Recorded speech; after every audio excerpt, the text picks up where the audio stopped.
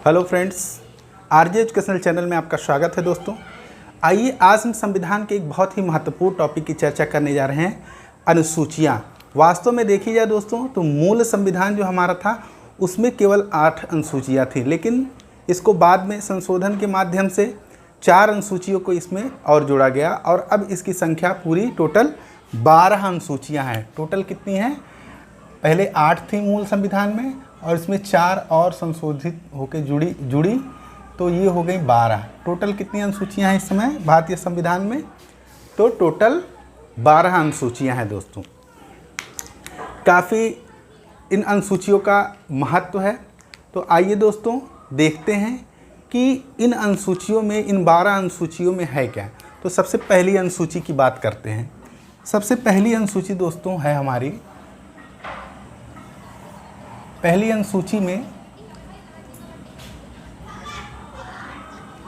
राज्य की बात की गई है।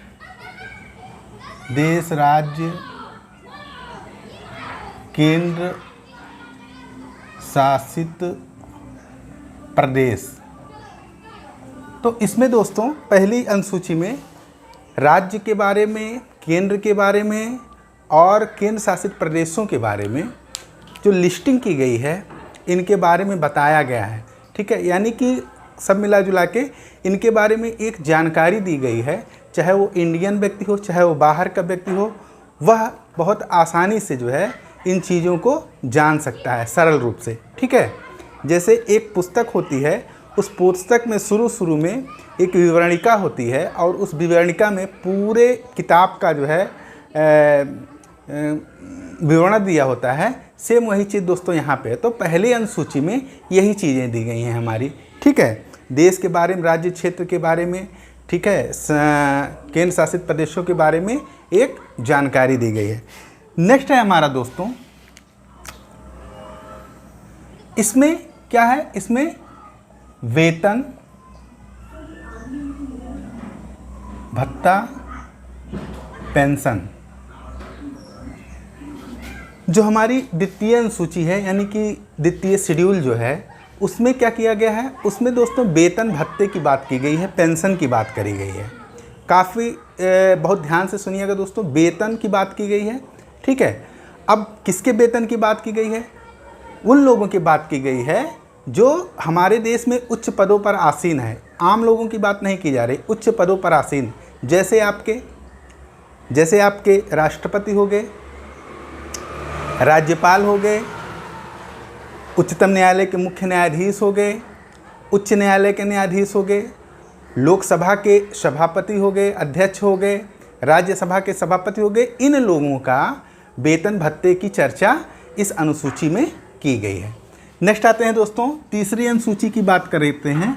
तो इसमें शपथ की बात की गई है। शपथ तो दोस्तों जिनका चुनाव होता है, ये जो बड़े उच्च पदों पर जो आसीन हैं, इसमें इनके शपथ की बात की गई है। ठीक है दोस्तों, बहुत ही इंपॉर्टेंट है। तीसरे अनुसूची में शपथ की बात की गई है। ठीक है, तो अब देखिए यहाँ से शपथ की बात की गई है। अब आते हैं चौथी अनुसूची में, यानी कि 4th शेड्यूल में आते हैं। तो 4th शेड्यूल में क्या बात की गई है? 4th शेड्यूल में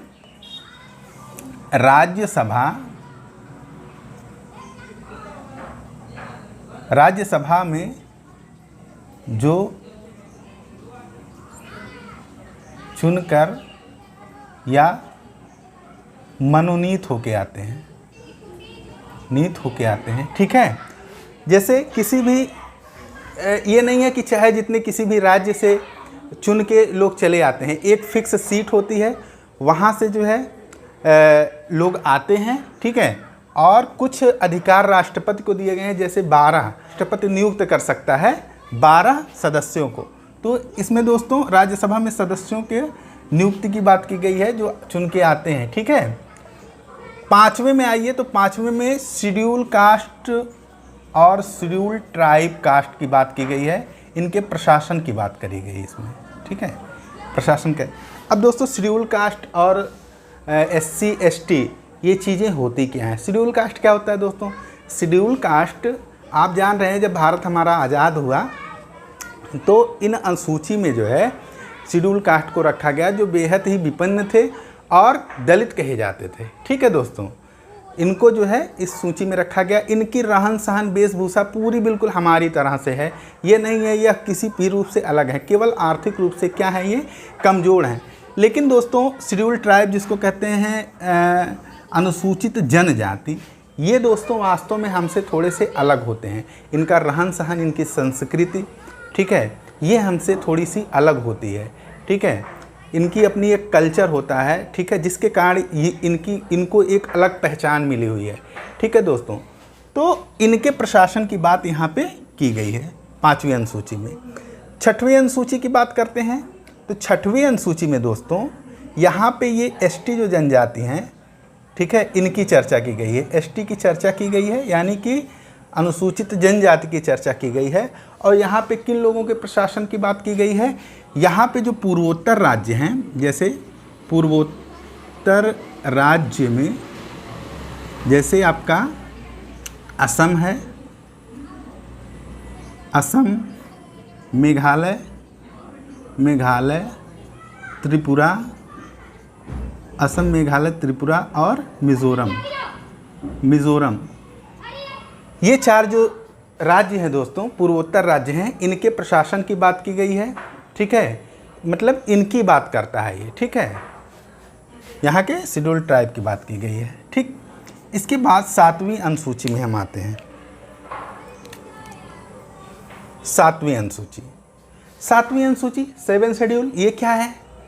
7वीं अनुसूची में दोस्तों क्या कहा गया है कि जैसे हमारे यहाँ प्रशासन 2 प्रकार से होता है, एक केंद्र के द्वारा प्रशासन होता है, एक राज्य के द्वारा प्रशासन होता है। केंद्र के द्वारा जो प्रशासन हमारा है, ठीक है, यहाँ पे देखिए केंद्र के द्वारा प्रशासन होता है और राज्य के द्वारा प्रशासन होता है। तो इनके अपने कुछ विषय में डिवाइड किया गया है, जिसके ऊपर केवल इन निर्णय का अधिकार केंद्र का होता है और राज्यों के कुछ विषय होते हैं जिनके ऊपर निर्णय का अधिकार केवल राज्य का होता है। तो दोस्तों जो केंद्र का के अंतर्गत आते हैं, तो इसमें दोस्तों केंद्र के अंतर्गत 97 टोटल विषय हमारे मूल संविधान में थे, लेकिन इस समय जो है 100 हो गए हैं। वहीं समवर्ती की बात करते हैं। समवर्ती सूची क्या होता है दोस्तों? समवर्ती सूची होता है, पहले विषय के बारे में जान लेते हैं। यहाँ पे टोटल आपके 47 विषय थे, जो अब बढ़ के जो है 52 हो गए हैं। तो क्या है, जो केंद्र के अंतर्गत जो विषय रहते हैं उसमें केवल केंद्र अपना जो है केंद्र डिसीजन लेता है। राज्य के अंतर्गत जो विषय रहते हैं उसमें राज्य अपना डिसीजन लेता है, उसमें केंद्र अपना डिसीजन नहीं लेता है। लेकिन समवर्ती सूची में यहाँ क्या होता है, यहाँ राज्य और केंद्र ये दोनों मिलके ही डिसीजन किसी विषय पे लेते हैं। इसके अंतर्गत जो विषय रहते हैं वो जो है उसमें केंद्र और राज्य दोनों का डिसीजन होता है दोस्तों। लेकिन विरोध की दशा में, ठीक है, केंद्र का ही मत मान्य होता है। विरोध की दशा में केंद्र का ही मत मान्य होता है। तो इस प्रकार से दोस्तों ये हमारे 7वें शेड्यूल की बात की गई। अब 8वें शेड्यूल में क्या है? 8वें शेड्यूल में दोस्तों है भाषा। जो हमारा मूल संविधान था दोस्तों, मूल संविधान में टोटल हमारे जो है 14, मूल संविधान में टोटल 14 भाषाएं थी। हमारे मूल संविधान में 14 भाषाएं थी 8वीं अनुसूची में। लेकिन दोस्तों समय के साथ क्या हुआ, इसमें परिवर्तन हुआ। वर्तमान में टोटल जो है हमारे यहाँ 22 भाषाएं हैं। टोटल 22 भाषाएं हमारे संविधान में हैं। तो इस प्रकार से दोस्तों ये चीज़ें हुई। अब ये 8 अनुसूचियाँ जो जिसको हमने चर्चा की दोस्तों, ये हमारे मूल संविधान में थे। एक बार फिर से रिकॉल करते हैं दोस्तों। सबसे पहले पहली अनुसूची में क्या बात करी गई? पहली अनुसूची में एक लिस्टिंग की गई केंद्र की, राज्य की। देखिए यहाँ पे सेकंड में हमारा वेतन और भत्ते की बात की गई जो उच्च पदों पर आसीन है। तीसरी शेड्यूल में हमारा शपथ की बात की गई। चौथे में जो राज्यसभा का चुनाव होता है, ठीक है, उसमें मनोनीत की बात करी गई, जो होते हैं मनोनीत। 5वें में SC ST के प्रशासन की बात करी गई। छठे में SC के ST के जो पूर्वोत्तर राज्य में जो ST हैं, जैसे आपका असम, मेघालय, त्रिपुरा, मिजोरम, इनकी बात करी गई, इनके प्रशासन की बात करी गई। 7वें शेड्यूल में हमारा केंद्र, राज्य और समवर्ती सूचियाँ जो हैं इनके बारे में चर्चा की गई। 8वें में हमारी भाषा की चर्चा की गई। ठीक है, तो आइए दोस्तों अब हम चर्चा करते हैं 9वीं अनुसूची, 10वीं, 11वीं और 12वीं, जो कि बाद में इसको संशोधन के माध्यम से जोड़ा गया था। तो आइए दोस्तों अब हम 9वीं अनुसूची, 10वीं अनुसूची, 11वीं और 12वीं अनुसूची की चर्चा करते हैं। किस संशोधन के माध्यम से इनको भारतीय संविधान में इंक्लूड किया गया। तो आइए दोस्तों शुरू करते हैं। 9वीं अनुसूची की बात करते हैं तो ये पहले ही संशोधन के माध्यम से 1991 में इसको जोड़ दिया गया। इसमें विषय क्या थे इसके कि भूमि सुधार संबंधी व्यवस्था इसमें रखी गई, भूमि सुधार संबंधी व्यवस्था रखी गई। और दोस्तों यह न्यायालय में, इसके जो विषय थे यह न्यायालय में चुनौती योग्य नहीं थे। ठीक है, इनको न्यायालय में चुनौती नहीं दी जा सकती थी। जैसे हमारे नीति निर्देशक तत्व को न्यायालय में चुनौती नहीं दी जा सकती है, ऐसे ही इस अनुसूची में रखे हुए विषय को न्यायालय में चुनौती नहीं दी जा सकती है। लेकिन दोस्तों क्या होता है कि बाद में न्यायालय ने देखा कि कहीं ना कहीं इसका दुरुपयोग राज्य सरकार कर रही है, तो दोस्तों बाद में यह न्यायालय में चुनौती योग्य हो गया है। ठीक है, इसके बाद 10वीं अनुसूची की बात करते हैं हम दोस्तों। इसको 92वें संविधान संशोधन द्वारा जोड़ा गया 1985 में। और इसमें चीज़ें क्या हैं, इसमें है दल बदल संबंधी कानून इसमें रखे गए हैं।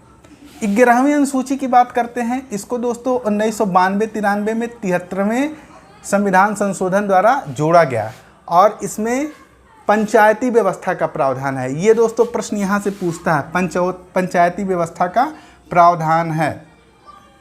ठीक है, और इसमें 29 कार्य क्षेत्र रखे गए हैं। 29 कार्य क्षेत्र पंचायती व्यवस्था के अंतर्गत हैं। ठीक है दोस्तों, शुरू कहाँ से हमारा हुआ था पंचायती व्यवस्था वाला कार्यक्रम, ये हमारा राजस्थान के नागौर जिले से हुआ था। ठीक है, इसके बाद दोस्तों 12वीं अनुसूची की बात करते हैं। तो 12वीं अनुसूची 1992-93 में 74वें संविधान संशोधन द्वारा जोड़ा गया।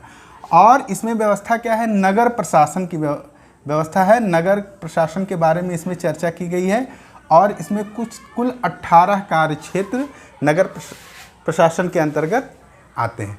तो इस प्रकार दोस्तों हमने इधर 8 अनुसूचियों की चर्चा की और इधर हमने 4 अनुसूचियों की चर्चा की। तो टोटल हमारा जो है 12 अनुसूचियाँ हो गई। और परीक्षा के दृष्टिकोण से दोस्तों ये अनुसूचियाँ बड़ी महत्वपूर्ण हैं। यहाँ से आपका 9, 10, 11, 12 इसको तो आप एकदम बिल्कुल रट लीजिए, क्योंकि यहाँ से प्रश्न अक्सर करके पूछे जाते हैं। ठीक है दोस्तों, तो अगर आपको वीडियो अच्छी लगी हो तो सब्सक्राइब कीजिए, बेल आइकन की घंटी दबाइए ताकि हमारी वीडियो आप तक समय समय तक पहुँचती रहे। लाइक और शेयर भी कीजिए। ठीक है, धन्यवाद।